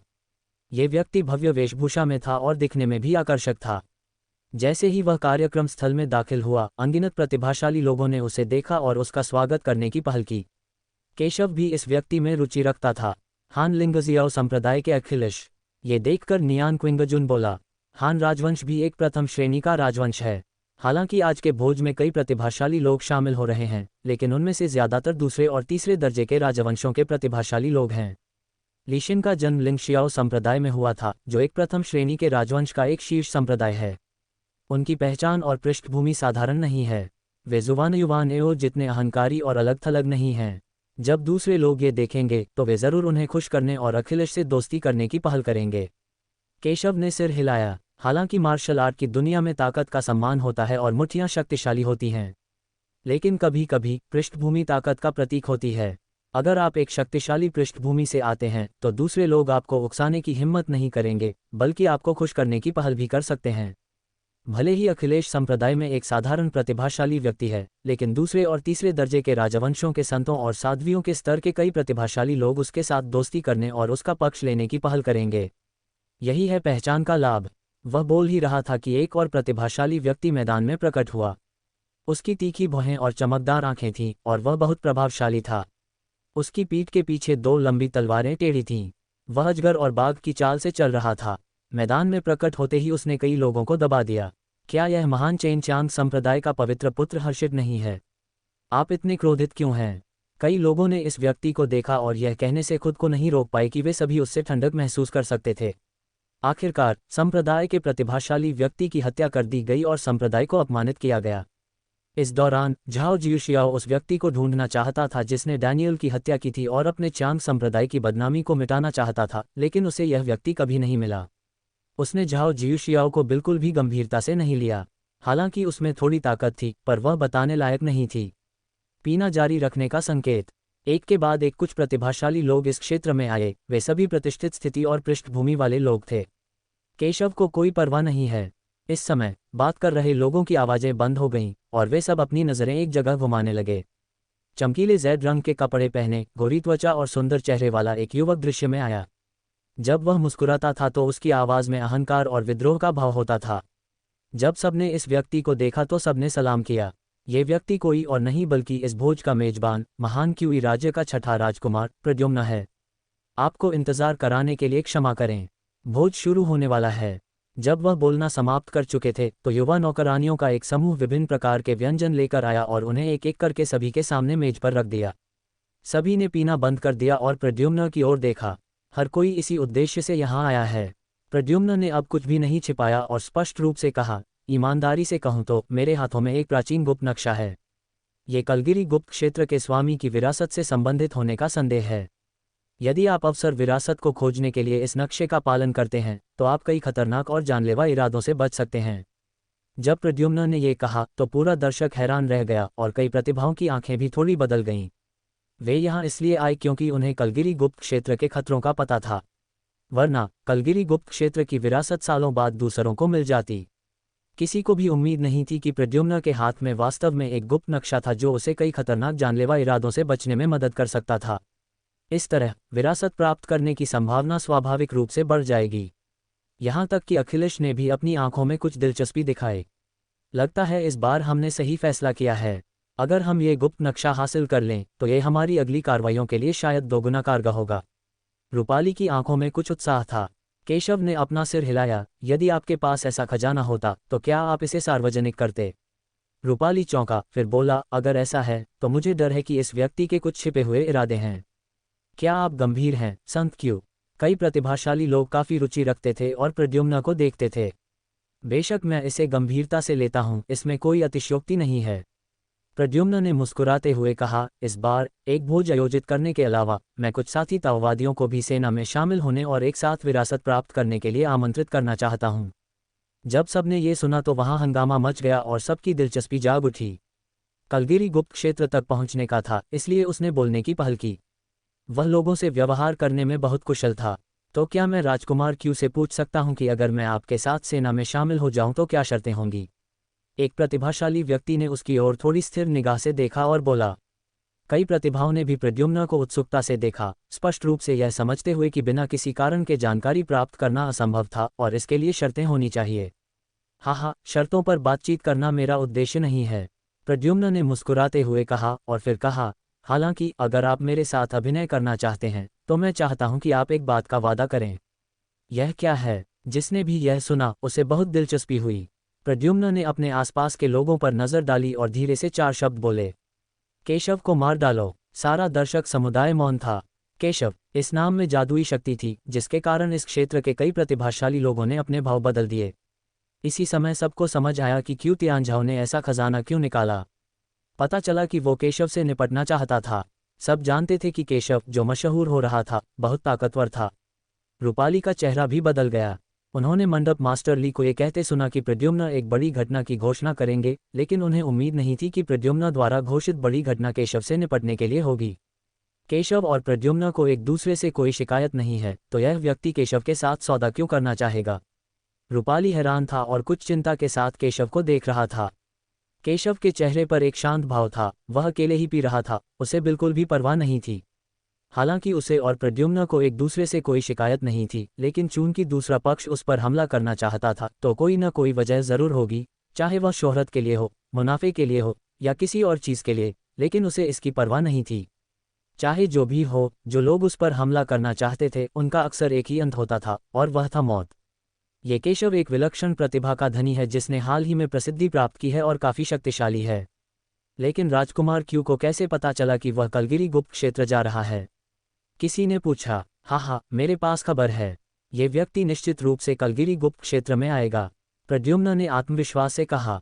जैसे ही ये शब्द बोले गए सभी लोग हंगामा करने लगे। पहले से ही अनगिनत प्रतिभाएं थीं और अब एक और केशव है, इसलिए विरासत प्राप्त करने के अवसर स्वाभाविक रूप से बहुत कम हैं। अफवाह है कि केशव काफ़ी शक्तिशाली है। कई लोग उसे मथुरा का सबसे बड़ा प्रतिभाशाली व्यक्ति कहते हैं।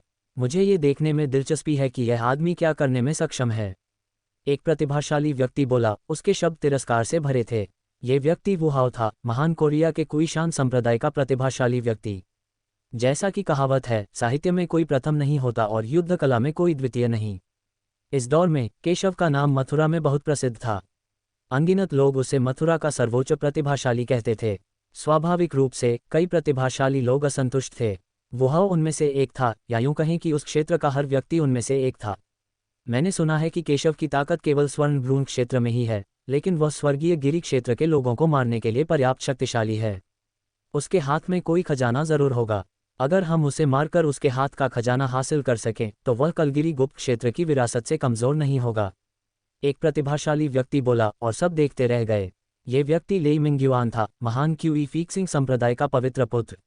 वह हमेशा से ही घमंडी और दबंग रहा था और दूसरों से मौके छीनना पसंद करता था। मैं इतनी दिलचस्प बात कैसे छोड़ सकता हूँ?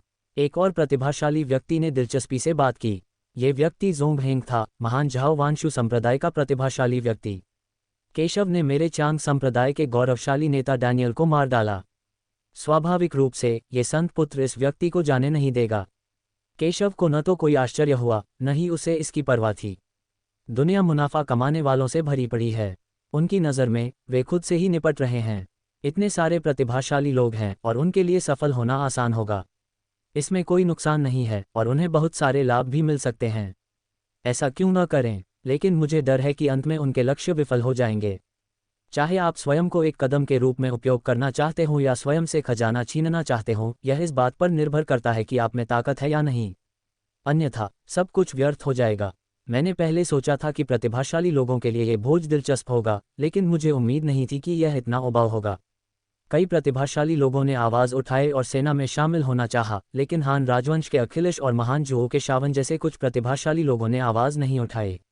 उनकी नज़र में एक तो वे केशव को गंभीरता से नहीं लेते थे और वे दूसरे और तीसरे दर्जे के राजवंशों के प्रतिभाशाली लोगों को नीची नज़र से देखते थे और सेना में शामिल होने को तैयार नहीं थे।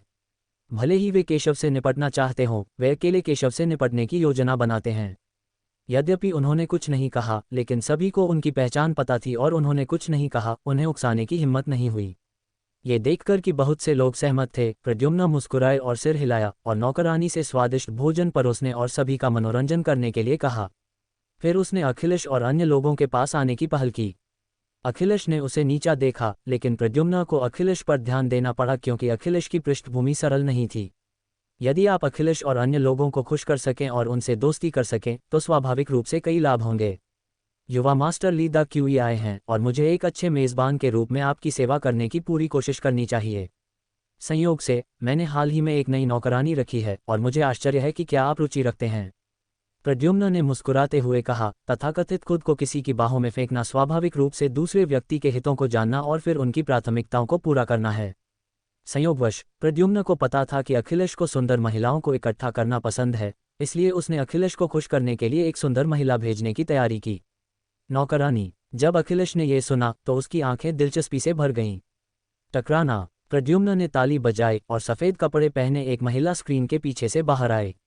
जब सबने देखा तो उनकी आंखें चमक उठीं और वे आश्चर्यचकित हो गए। सफ़ेद वस्त्र पहने इस महिला की भौहें और आंखें बेहद खूबसूरत हैं और उसका रूप भी बेहद खूबसूरत है। वह सचमुच एक दुर्लभ और अद्वितीय सुंदरी है, इतनी सुंदर कि देखकर लोगों का दिल दहल जाता है। लेकिन सबको उस औरत की आंखों में संघर्ष के भाव दिखाई दे रहे थे। वो प्रतिरोध करना चाहती थी, पर उसे आगे बढ़ना ही था, मानो कोई उसे नियंत्रित कर रहा हो। कई लोगों की आंखें थोड़ी बदल गईं, मानो उन्होंने कुछ अनुमान लगा लिया हो। मुझे आश्चर्य है कि यह लड़की कैसी होगी। प्रद्युम्न ने मुस्कुराते हुए कहा, यह महिला बहुत खूबसूरत है। मुझे आश्चर्य है कि वह कहाँ से आई है। जब अखिलेश ने यह देखा तो उसकी आंखें स्वाभाविक रूप से चमक उठीं और उसने लालच और इच्छा के साथ महिला के चेहरे को बेईमानी से देखा। इस महिला का नाम महक है। मैं उससे कुछ दिन पहले मिला था। मैं उसकी प्रतिभा का कायल था और उसे अपनी सेना में शामिल करना चाहता था, लेकिन उसने मना कर दिया। उसने मेरे कई रक्षकों को घायल भी कर दिया। हालांकि आखिरकार मैंने उसे पकड़ लिया। प्रद्युम्न ने कहा। जब सबने ये सुना तो उनकी नज़रें थोड़ी बदल गईं। उन्होंने कहा कि वे उसकी प्रतिभा के प्रशंसक हैं, लेकिन शायद वे सिर्फ उसकी सुंदरता से आकर्षित थे। हालांकि वे इसे अपने दिल में समझते थे, फिर भी उन्होंने कुछ नहीं कहा। आखिरकार उच्च वर्ग के कुछ अलिखित नियम तो सभी समझते थे और वे प्रद्युम्न और अखिलेश को नाराज नहीं करना चाहते थे। सच कहूं तो यह महिला काफ़ी प्रतिभाशाली है और उसके पास एक दुर्लभ जुवांझाव आत्मा शरीर है। हालांकि वह केवल स्वर्ण भ्रूण क्षेत्र में है, वह दिशा तियानगन से कम नहीं है। पूरे मथुरा को देखते हुए वह भी अत्यंत दुर्लभ है। क्या आपके पास वास्तव में जुवानझाओ आत्मा शरीर है? इस तरह की प्रतिभा संभवतः जटिल पृष्ठभूमि से आती है ना? लीशिन ने ये सुना तो उसकी आंखें थोड़ी सिकुड़ गईं और उसने गंभीरता से कहा, हालांकि उसे खूबसूरत औरतें पसंद हैं, लेकिन वह बेवकूफ़ नहीं है। अगर यह औरत किसी उच्च स्तरीय राजवंश की शक्तिशाली पृष्ठभूमि से आई है तो उसे भी 2 बार सोचना पड़ेगा। हाँ, मिस्टर ली, चिंता मत कीजिए। ये लड़की दाजिया की एक साधारण साधक है। इसका कोई संप्रदाय या स्कूल नहीं है। भले ही वह उस समय की प्रतिभाशाली हो, लेकिन उसका उल्लेख करने लायक भी नहीं है। मैंने भी इस लड़की से केशव के बारे में खबर सुनी, प्रद्युम्न ने शांति से कहा। इस औरत का स्वभाव बहुत उग्र है। जब मैंने इसे पकड़ा तो इसने विरोध करने की कोशिश की, लेकिन मैंने इस पर एक जादू का जादू कर दिया। ये जादू इसे बिल्कुल भी नुकसान नहीं पहुंचाएगा, बल्कि इसके मन को नियंत्रित करेगा और इसे मेरी दया पर एक गुलाम बना देगा। मैंने पहले इसे खुद प्रशिक्षित करने की योजना बनाई थी, लेकिन अगर मास्टर ली इसमें रुचि रखते हैं तो मैं इसे आपको दे दूंगा। प्रद्युम्न ने बात की। उसकी आंखों में अनिच्छा का एक संकेत चमक गया, लेकिन अखिलेश को जीतने के लिए एक सुंदरता को देना कोई समस्या नहीं थी। हाँ, चूंकि राजकुमार क्यूई इतने इच्छुक हैं तो मैं इसे खुशी से स्वीकार कर लूंगा। जब अखिलेश ने यह सुना तो वह बहुत खुश हुआ और कहा कि उसने शुरू में सोचा था कि महक की कुछ पृष्ठभूमि होगी, लेकिन वह केवल एक तृतीय श्रेणी के राजवंश से थी और उसकी कोई पृष्ठभूमि नहीं थी, इसलिए स्वाभाविक रूप से उसे परवाह नहीं थी। वह महक को अपनी जेब में डालने ही वाला था कि तभी उसने एक ठंडी आवाज सुनी, रुको। बोलने वाला व्यक्ति कोई और नहीं बल्कि केशव था। जब केशव ने सुना कि प्रद्युम्न उससे निपटने की योजना बना रहा है तो उसने प्रतिभाओं के लिए इस भोज में रुचि खो दी और छोड़ने की योजना बनाई। आखिरकार ये ट्रेजर मंडप का क्षेत्र है, इसलिए वह यहाँ बल का प्रयोग नहीं करेगा। हालांकि उसने यह उम्मीद नहीं की थी कि जब वह जाने वाला था तो उसने माँ और बच्चे लिंगजी घंटी की अजीब आवाज़ सुनी जो महक ने उसे दी थी। पहले तो वह थोड़ा उत्सुक था। आखिरकार उसे पता था कि महक दाक्वी के पास पहले ही जा चुकी थी, लेकिन दाक्वी में उसे महक का कोई निशान नहीं मिला। पता चला कि उसे किसी ने पकड़ लिया था। आवाज़ सुनकर सभी ने केशव और अन्य लोगों की ओर देखा। सबकी नज़रें थोड़ी स्थिर थीं। ये कौन है? इतनी बदतमीजी से बोलने की हिम्मत कैसे हुई? पहले केशव किनारे पर बैठा था, इसलिए ज्यादातर लोग केशव को गंभीरता से नहीं लेते थे। इसलिए केशव ने केशव से निपटने के लिए गठबंधन में शामिल होने की बात नहीं कही और किसी को परवाह नहीं थी। लेकिन किसी को उम्मीद नहीं थी कि केशव इस समय बोलेंगे। भाई, तुम्हारा क्या विचार है? प्रद्युम्न की आंखों में भी शक की लकीरें उभर आईं। यह आदमी कौन है? प्रतिभाशाली लोगों के लिए आयोजित इस भोज का आकार इतना बड़ा है कि आम लोगों को इसमें भाग लेने का कोई मौका ही नहीं मिलता। लेकिन मेजबान होने के नाते उन्हें दूसरे पक्ष की पहचान भी नहीं पता थी। हालांकि एक राजकुमार होने के नाते उसकी स्वाभाविक आत्मसाधना ने उसे क्रोधित होने से रोका। इसके बजाय उसने दूसरे पक्ष से पूछा, ये सोचकर कि दूसरा पक्ष भी किसी खास राजवंश का कोई प्रतिभाशाली व्यक्ति हो सकता है। आखिर निमंत्रण पत्र तो उसके अधीनस्थ ने ही भेजा था, इसलिए कोई गलती नहीं होनी चाहिए। बस उसे डर था कि दूसरे पक्ष की पृष्ठभूमि औसत दर्जे की है, इसलिए उसे इस बारे में ज्यादा जानकारी नहीं थी। केशव ने दूसरे पक्ष की बात अनसुनी कर दी और महक की ओर देखा। सौभाग्य से वह ठीक थी। जब सभी ने ये देखा तो वे एक दूसरे को अजीब तरह से देखने लगे, मानो उन्हें उम्मीद ही नहीं थी कि केशव ने भी महक पर अपनी नज़रें गड़ा दी हैं। मैदान में कई लोगों की नज़रें महक पर भी टिकी थीं। आखिरकार महक बहुत खूबसूरत थी, लेकिन वे बहुत समझदार भी थे और जानते थे कि यह लड़की अखिलेश को दी गई है, इसलिए वे स्वाभाविक रूप से अपने लिए मुसीबत नहीं ढूंढेंगे।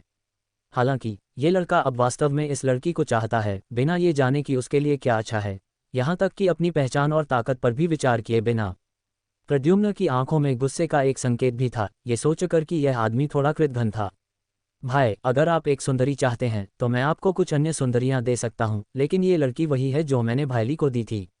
भाईली प्रथम श्रेणी राजवंश लिंगजियाओ संप्रदाय से हैं। उन्होंने ये स्पष्ट कर दिया कि यदि केशव भी एक सुंदरी चाहता है तो वह उसे अन्य सुंदरियां दे सकता है, लेकिन यह महिला अखिलेश के लिए थी। उसने बस यही सोचा कि केशव एक कृतघ्न प्रतिभाशाली व्यक्ति है और उम्मीद करता था कि केशव मौजूदा हालात को समझेगा और अपने काम में देरी नहीं करेगा। अगर उसने अखिलेश को नाराज कर दिया तो उसके प्रतिभाशाली भोज का सबसे अहम मकसद नाकाम हो जाएगा। बाकी लोग केशव को उपहास भरी नज़रों से देख रहे थे। उसे अपनी पहचान का पता नहीं था, उसे नहीं पता था कि उसके लिए क्या अच्छा है, और बस जिंदगी से बेचैनी थी।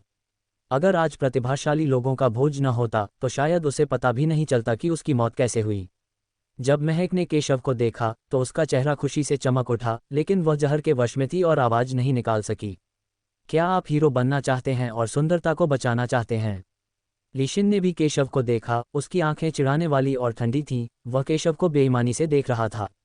वह सहजता से बोल रहा था, लेकिन उसके शरीर पर जो आभा थी वह भयानक और मनमोहक थी, मानो कोई क्रूर जानवर अपने शिकार को भूल रहा हो।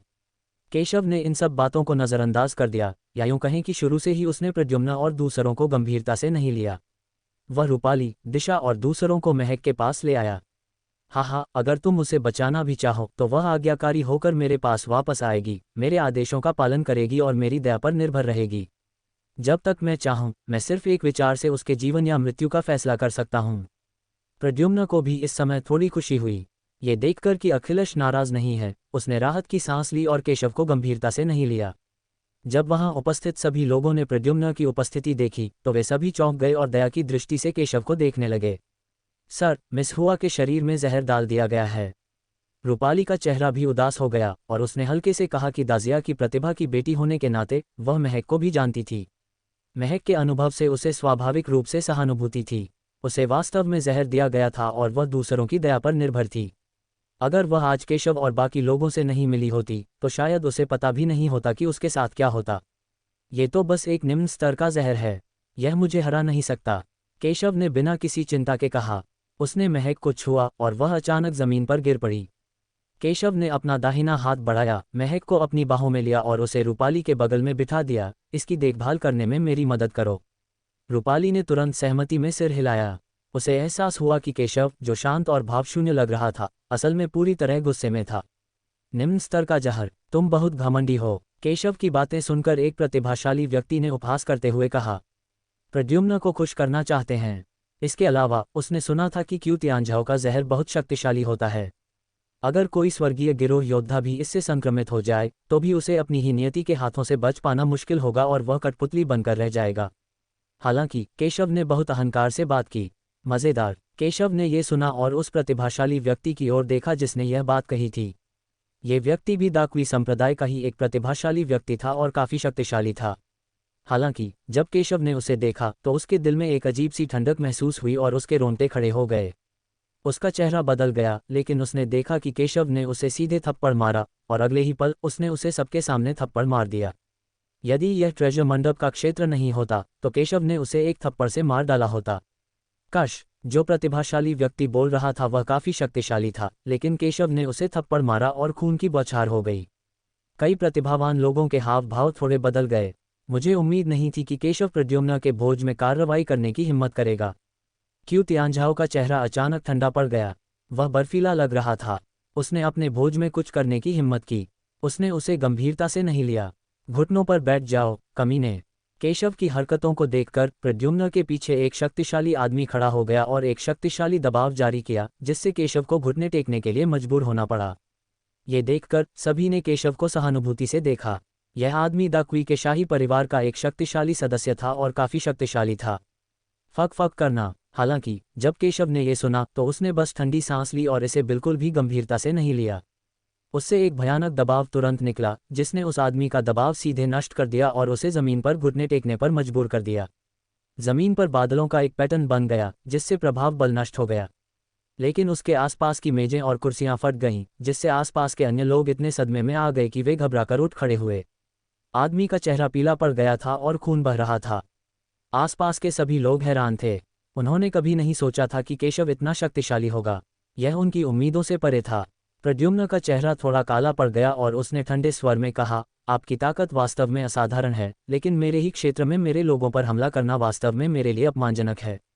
उसकी आंखों में पागलपन और हिंसा चमक रही थी और उसका आभामंडल भयानक और उदास हो गया था। दुर्भाग्य से केशव ने यह सुना और परवाह नहीं की। मुझे कुछ मरते हुए लोगों के विचार जानने में कोई दिलचस्पी नहीं है। ये शब्द सुनकर सभी लोग चौंक गए। कितना घमंडी लड़का है, ये बच्चा बहुत घमंडी है। क्या मैंने सही सुना? छठे राजकुमार को धमकी देने की तुम्हारी हिम्मत कैसे हुई? यह अज्ञानी बदमाश कहाँ से आया? कई प्रतिभाशाली लोगों ने उपहास किया और कहा, यह बच्चा प्रद्युम्न के लिए इतना उत्तेजक है, कोई रास्ता नहीं है कि प्रद्युम्न उसे जाने दे। जैसी कि उम्मीद थी, प्रद्युम्न के कुछ भी कहे बिना उसके पीछे कुछ शक्तिशाली लोगों ने अपने खजाने निकाले, बाहर भागे और केशव को मार डाला। ये लोग महान क्यूई राजवंश के सभी शक्तिशाली पुरुष हैं, जिनमें काफ़ी ताकत और मजबूत लड़ाकू प्रभावशीलता है। एक पल के लिए सभी प्रकार के हमले सीधे केशव की ओर आ गए। यहाँ तक कि इस क्षेत्र के कई प्रतिभाशाली लोग भी बहुत भयभीत महसूस कर रहे थे। लेकिन केशव की नज़र में ये बिल्कुल भी उल्लेख करने लायक नहीं था। धमाका! उसने बस यूं ही अपना दाहिना हाथ उठाया और उसे आकाश की ओर घुमा दिया। एक क्षण में अनगिनत तलवारें निकलीं और घनी तलवार ऊर्जा ने तुरंत उनके सभी हमलों को उत्प्रेरित कर दिया और उन सभी को जमीन पर गिरा दिया। Puff puff puff! मजबूत पुरुषों का एक समूह खून थूक रहा था और बहुत शर्मिंदा दिख रहा था। क्षेत्र के प्रतिभाशाली लोगों ने गहरी सांस ली। उन्हें एहसास हुआ कि उन्होंने केशव को कम करके आंका था। ये बच्चा इतना शक्तिशाली है, ये कौन है? इस समय मैदान में हॉल गड़बड़ में था और खून से भर गया था। केशव मैदान के बीच में खड़ा था, उसकी अभिव्यक्ति सामान्य थी। प्रद्युम्न के आदमियों के हाव भाव काफी बदल गए और वे भय और आतंक से भर गए। केशव ने कोई भी शब्द बर्बाद नहीं किया और अपनी अभिव्यक्ति में क्रोध के संकेत के साथ प्रद्युम्न को देखा। महक एक होनहार प्रतिभा थी जिसकी वह बहुत प्रशंसा करता था, लेकिन उसने कभी उम्मीद नहीं की थी कि वह आज लगभग बर्बाद हो जाएगी। केशव क्रोधित कैसे न हो सकता था? एक बार जब वह क्रोधित हो जाता है तो उसे परिणामों की परवाह नहीं होती। यहाँ तक कि जैद सम्राट भी उसे रोक नहीं सकता। तुम क्या करना चाहते हो, बच्चे? केशव का रूप देखकर क्यू तियानझाओ का चेहरा एकदम बदल गया। उसे थोड़ा डर लगा और उसका चेहरा बेहद बदसूरत लग रहा था। उसे वास्तव में धमकी दी गई थी। लड़के, मैं हान राजवंश से अखिलेश हूँ। अगर तुम मरना नहीं चाहते तो बेहतर होगा कि तुम अभी घुटने टेक दो। बगल में खड़े अखिलेश ने भी उदास चेहरे से कहा, यह बच्चा बहुत घमंडी है। रोल। लेकिन जब उसने ये शब्द सुने तो केशव ने आंखें मूंद लीं और बस अपना हाथ उठाकर उसे थप्पड़ मार दिया। हालांकि यह केशव का एक साधारण थप्पड़ था, लेकिन इसकी शक्ति बिल्कुल भी कमजोर नहीं थी और यह बेहद मजबूत थी।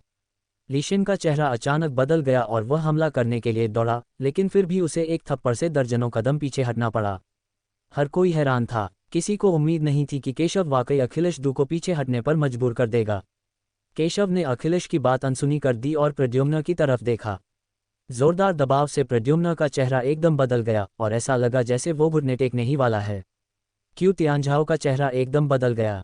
अगर आज उसे सार्वजनिक रूप से घुटने टेकने पर मजबूर किया जाए तो ये बहुत अपमानजनक होगा। यह ऐसी बात है जिसे वह बर्दाश्त नहीं कर सकता। फक फक करना। क्यू तियानझाओ को अभी भी जिंदा देखकर केशव थोड़ा हैरान हुआ, लेकिन उसे इसकी जरा भी परवाह नहीं थी।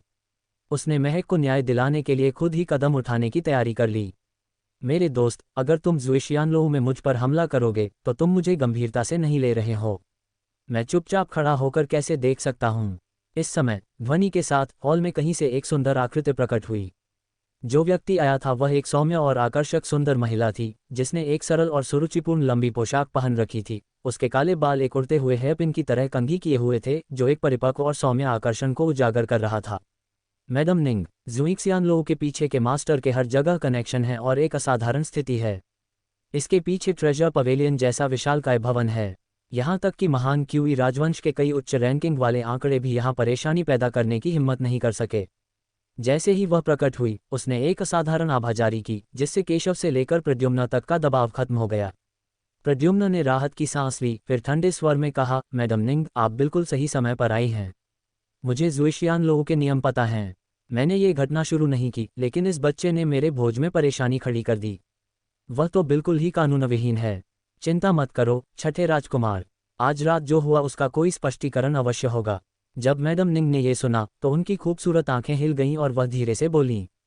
बोलते हुए उसने केशव की ओर देखा और कहा, बेटे, क्या तुम ही भोज में परेशानी पैदा कर रहे थे? उसके चेहरे पर कोई जानलेवा इरादा नहीं था, पर एक अदृश्य दबाव था। अगर कोई आम इंसान होता तो वो उसे झेल नहीं पाता और टूटकर बिखर जाता। सबकी आंखें थोड़ी बदल गईं और वे केशव को घूरते हुए खुशी से बोले। एक बार एक प्रतिभाशाली व्यक्ति था जिसने ज़ुएशियानलोऊ में मुसीबतें खड़ी की थी, लेकिन उसका अंत बेहद दुखद था। वे सब सोचते थे कि केशव मर चुका है। आखिरकार ये केशव ही था जिसने प्रद्युम्न के भोज में परेशानी पैदा की थी, और प्रद्युम्न की पृष्ठभूमि भी सरल नहीं थी। हालांकि केशव कोई साधारण इंसान नहीं था। उसने मैडम निंग को ऊपर से नीचे तक देखा और शांति से कहा, सच कहूं तो यही था। लेकिन शुरुआत सबसे पहले उसी ने की थी और मेरा दोस्त लगभग मारा ही गया था। मुझे इस बात की परवाह नहीं है कि आप दोनों के बीच क्या दुश्मनी है, लेकिन अगर आज आपने ज़ुएशियानलोऊ में मुझ पर हमला किया तो आपने मेरे ज़ुएशियानलोऊ के नियमों को तोड़ दिया है। मुझे आश्चर्य है कि क्या राजकुमार क्यू के पास कोई समाधान है। मैडम निंग ने प्रद्युम्न को देखा। इस बदमाश ने मेरे भोज में उपद्रव मचाने की हिम्मत की और मुझे नाराज किया। मैं इसे घुटनों के बल बैठकर मेरे सामने माफ़ी मांगने पर मजबूर कर दूंगा और आज ही इस मामले को छोड़ दूंगा। क्यू तियानझाओ ने ठंडी सांस लेते हुए कहा कि उसे पता है कि आज वह गलत है और उसके लिए ज़्यादा आगे जाना नामुमकिन है। वह बस केशव से निपटने के लिए ज़ुई शियानलोह से निकलने का इंतज़ार कर सकता है। मेरे दोस्त, ये मुसीबत तुमने खुद पैदा की है, इसलिए तुम्हें ही इसका अंजाम भुगतना होगा। बस राजकुमार क्यूई जैसा कहे वैसा करो। मैं तुम्हें मेरे ज़ुई शियानलोह में मुसीबत खड़ी करने के लिए माफ़ कर दूंगा। उसका स्वर कृपालु था, लेकिन किसी ने भी इसे गलत नहीं समझा। मैडम निंग सचमुच बहुत उदार हैं। वह सिर्फ व्यक्ति की नहीं, बल्कि मामले की भी परवाह करती हैं। कोई आश्चर्य नहीं कि वह ताज टावर की मालकिन बन गई हैं। बेटे, मैडम निंग बोल चुकी हैं, अब तुम ठीक हो। तुरंत घुटने टेक कर क्षमा मांगो, हमारे भोज में देरी मत करो, वरना तुम आज नहीं जा पाओगे। कई लोगों ने व्यंग्यात्मक लहजे में कहा।